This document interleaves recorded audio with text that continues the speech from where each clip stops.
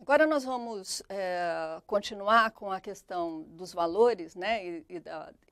Falamos a primeira parte sobre personalidades, mas agora vamos adiantar um pouquinho mais sobre valores.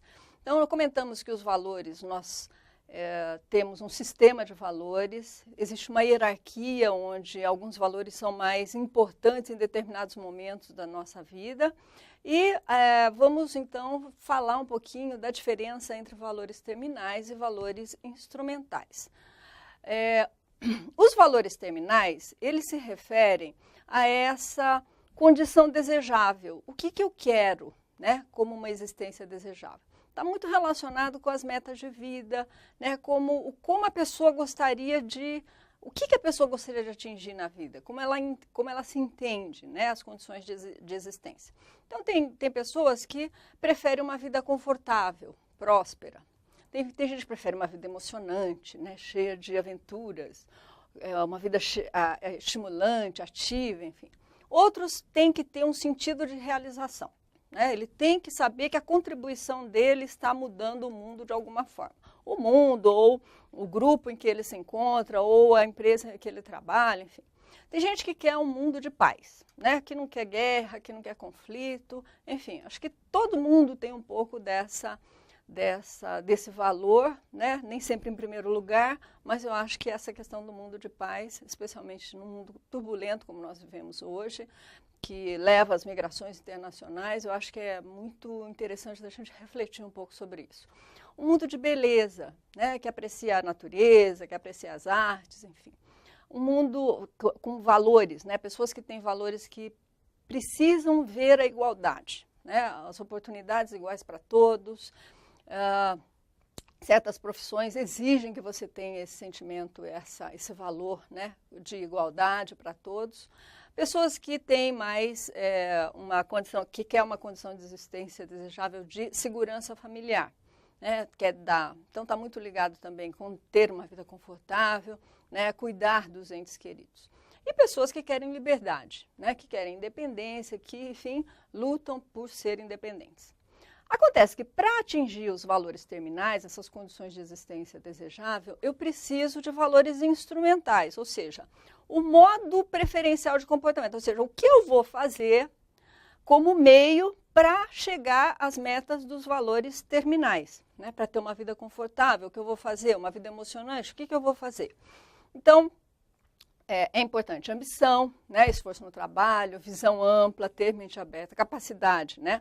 A competência, eficácia para poder ter um sentido de realização, para poder, enfim, ser próspero, né? Para ter uma vida confortável, animação, alegria, contentamento, a limpeza, né?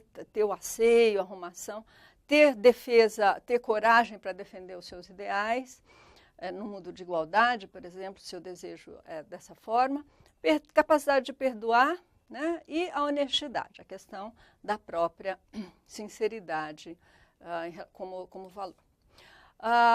Nós temos aqui um quadro que fala sobre valores geracionais, ou seja, aqui a gente só está tentando mostrar para vocês alguns exemplos de gerações, de grupos de gerações que caracterizam, né, a força de trabalho atual.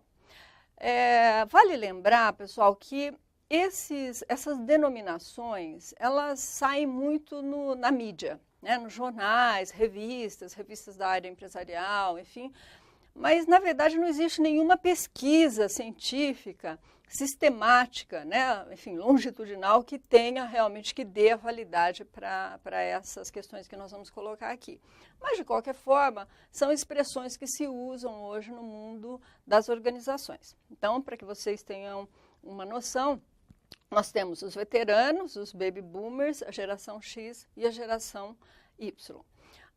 Os veteranos, então, são da década de 50, 60, né? Então, a idade atual aproximada é mais ou menos 65 anos, eles valorizam a questão do trabalho árduo, são mais leais à organização, são mais conservadores ou mais conformistas.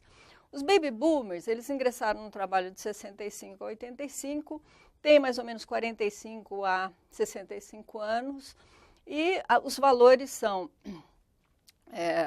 sucesso, né, realização, tem muita ambição, rejeita o autoritarismo, é uma época de bastante conturbada, né, na história, e tem uma lealdade à carreira. Geração X, eles ingressaram no mercado de 85 a 2000, tem mais ou menos de 30 a 45 anos, o estilo de vida é mais equilibrado, valorizam o trabalho em equipe, tem rejeição a normas, tem lealdade aos relacionamentos. E a geração Y, que seria a geração atual, que é de 2000 em diante, para frente. Então, tem menos de 30 anos. Então, tem muita autoconfiança. A gente sabe que a autoconfiança é interessante, mas também é necessário que você tenha uma noção, né, do limite dessa autoconfiança para não cometer erros.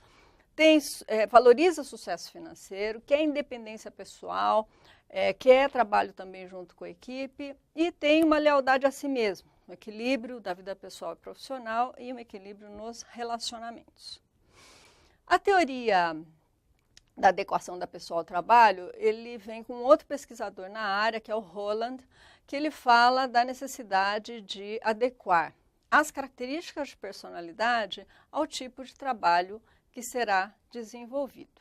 Então, em relação ao tipo realista, nós podemos ver que ele prefere atividades físicas que exijam habilidade, força e coordenação.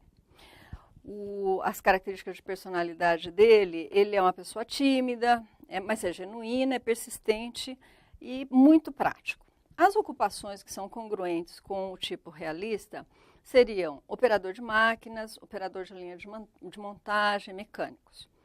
O tipo investigativo, ele prefere atividades que envolvam raciocínio, organização e entendimento. A característica de personalidade é uma pessoa mais analítica, mais original, curiosa e independente.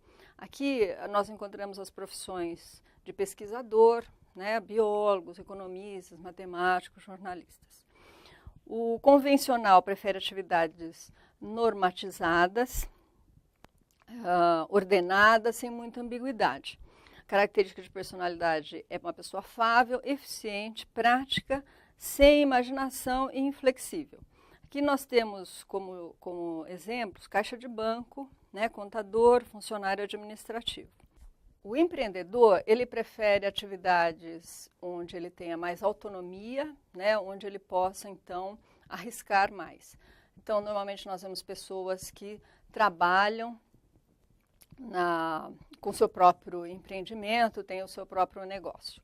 E as pessoas mais artísticas são aquelas que estão mais relacionadas à busca de ideias novas, né? São os artistas, enfim, são pessoas, então, mais sociáveis também. A teoria da adequação da pessoa à organização, nós temos, então, que, lembrando, né, daquele modelo de comportamento organizacional, nós vemos que a satisfação no trabalho, a baixa rotatividade, o comprometimento com a organização são as variáveis importantes que o gestor deve ter atenção. Então, as pessoas, elas são atraídas, né, e selecionadas pelas empresas de modo a se identificar com os valores. Ou seja, tanto a empresa está buscando pessoas que se identifiquem com a cultura organizacional das empresas, como as pessoas, como vocês, vão ser atraídos por organizações que reflitam os seus próprios valores. Tá?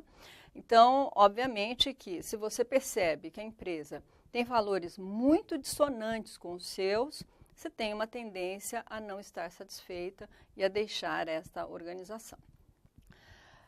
Dentro das implicações globais, né, do tema que nós estamos vendo, nós temos o modelo de Hofstede.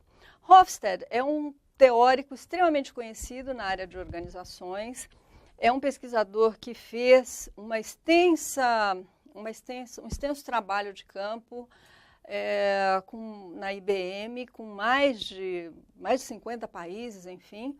É uma pesquisa que já tem uma certa idade, né? Já temos aí uns 20 a 30 anos da pesquisa de Hofstede.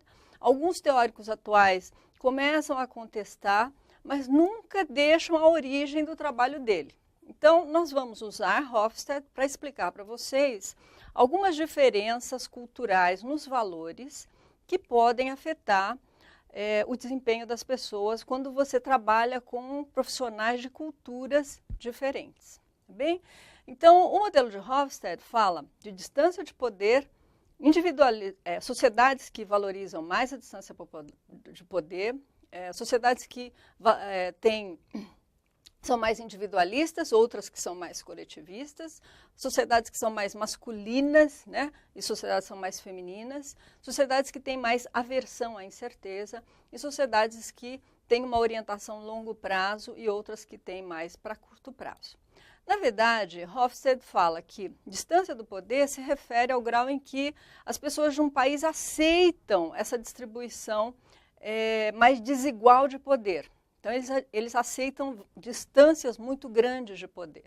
Então, um manda e o outro obedece. Então, enfim, a questão da democracia ela não é tão sensível nesses países.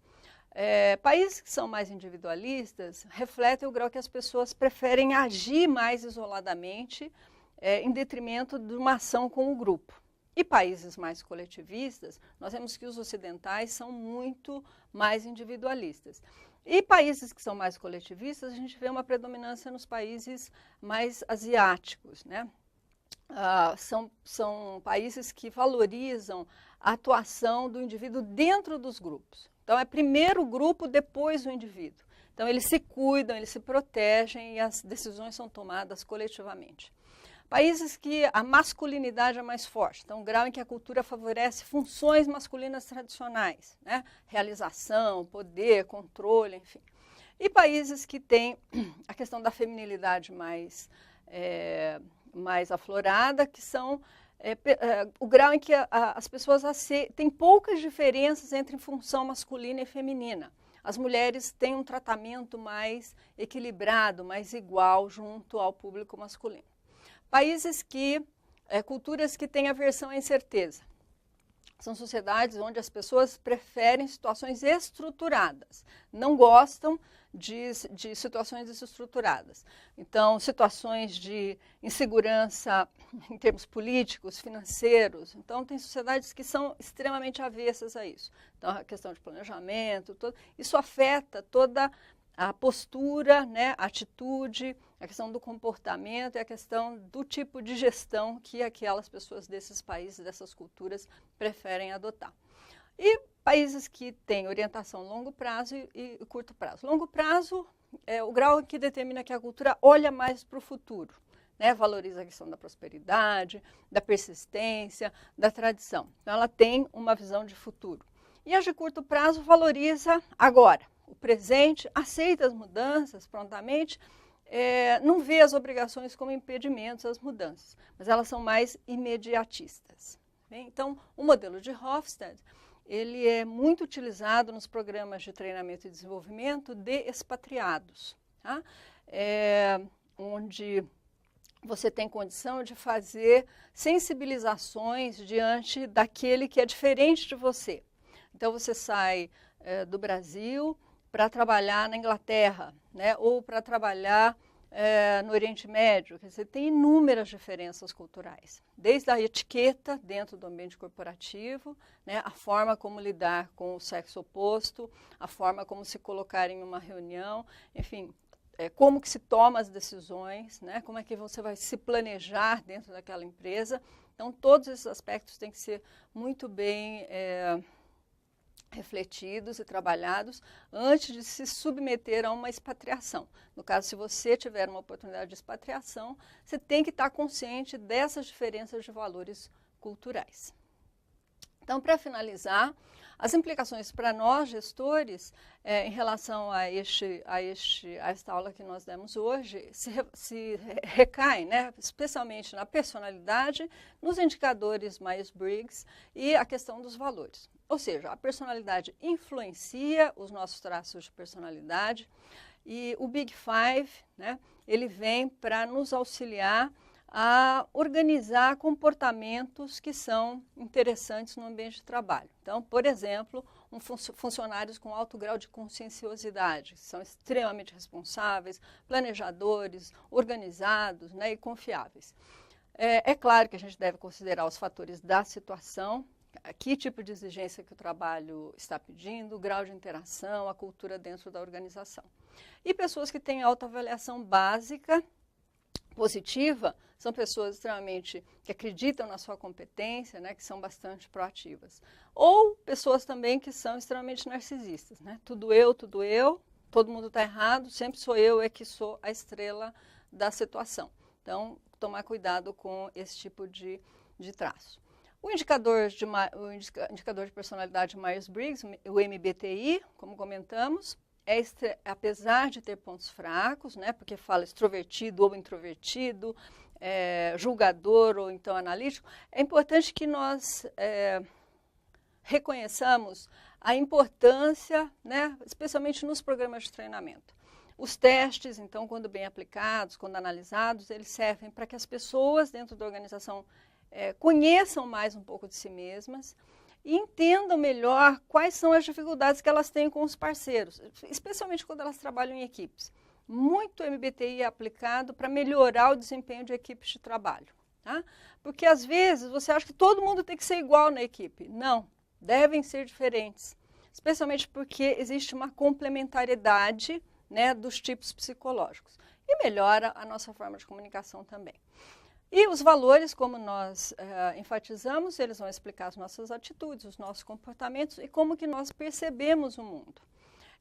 É importante para o gestor porque você vai começar a entender o que faz uma pessoa ter motivação, o que faz uma pessoa, por que a pessoa está agindo daquela forma, né?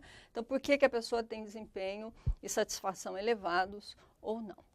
Então, esses foram os pontos principais e as implicações para os gestores na parte de personalidade e valores culturais. Obrigada.